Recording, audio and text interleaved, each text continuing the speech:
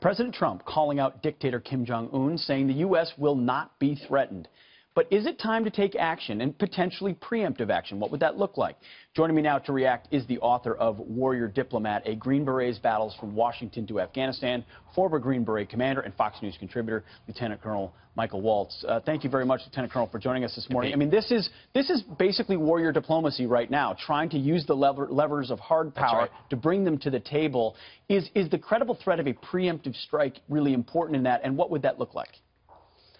Well, it has to be on the table, and all military options have to be on the table. That's what makes diplomacy effective, and that's what the last administration just couldn't figure out. You know, it's kind of like a football coach that took the pass off the table and just told the world we're going to run. That's essentially what President Obama did. You know, what would it look like? It would look like a series of stealth bomber attacks to take down the air defenses, followed by our more conventional fighters going after the nuclear sites, both the missile sites and his weapon storage facilities. But, Pete, I can't overstate that we probably could not get all of them.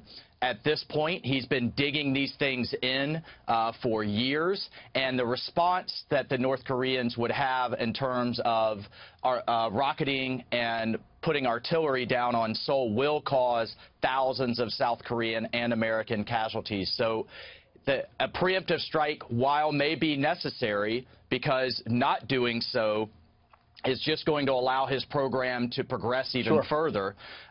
You know, we have to have everything else on the table exhausted first and foremost is holding the Chinese responsible. And the Chinese could have a role in my next question as well. Is regime change possibly peacefully or violently or non-violently through pressure from China or some sort of a covert action on our behalf?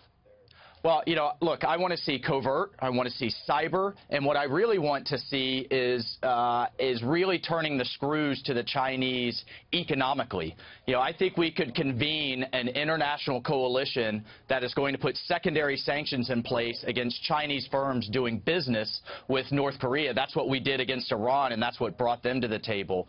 I think there's a lot more we could do on the economic side. China could crush North Korea economically if it wanted to, and I think the Chinese government maintains relationships throughout the North Korean army, and if they wanted to put their own person in place, that's something we should explore. So, I mean, sanctions have been tried since 1994, and even before that inside North Korea to try to bring them to their knees. They have not worked. It's brought us to this point. You're saying we haven't used the most effective ones yet, and we still could turn those screws. That's right. Yeah, there's this notion that sanctions have been tried and they failed. Sanctions have been put in place, but the Chinese have not enforced them.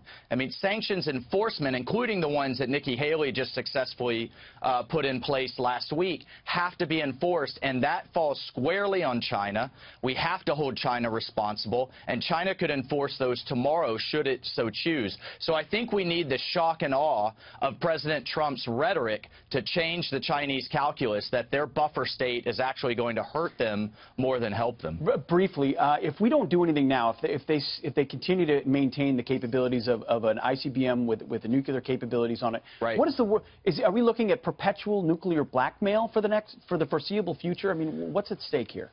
There's a lot of people that are just saying, you know, including former National Security Advisor Susan Rice, saying that we just have to settle for a nuclear East Asia. And that means the Japanese are likely to get their own arsenal. The South Koreans could get their arsenal. That's not something I'm prepared to live with. And the other piece here is the North Koreans will only get more sophisticated.